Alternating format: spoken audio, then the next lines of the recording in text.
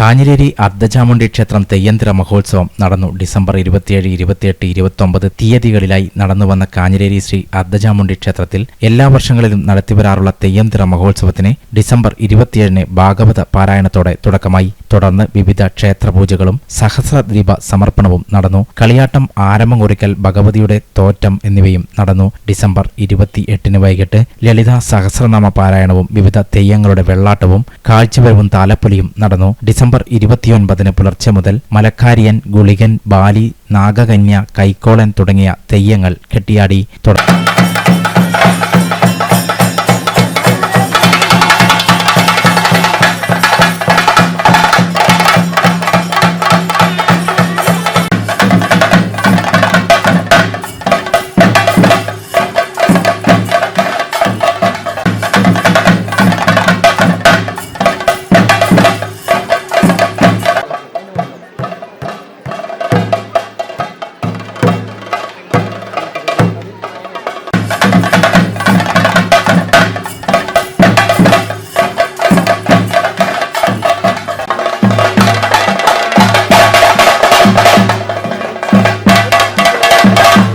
ഉച്ചയ്ക്ക് 2 മണിക്ക് അർദ്ധചാമുണ്ഡിയുടെ തിരുമുടി നിവർന്നു. നൂറുകണക്കിന് ഭക്തർക്ക് അനുഗ്രഹം ചൊരിഞ്ഞു. മുഴുവൻ ഭക്തജനങ്ങൾക്കും അന്നദാനവും നടത്തി. കാഞ്ഞിലേരി, ബ്ലാത്തൂർ തുടങ്ങിയ വിവിധ പ്രദേശങ്ങളിൽ നിന്നായി നൂറുകണക്കിന് ഭക്തജനങ്ങളാണ് കാഞ്ഞിലേരി അർദ്ധചാമുണ്ഡി ക്ഷേത്രത്തിൽ എത്തിച്ചേർന്നത്.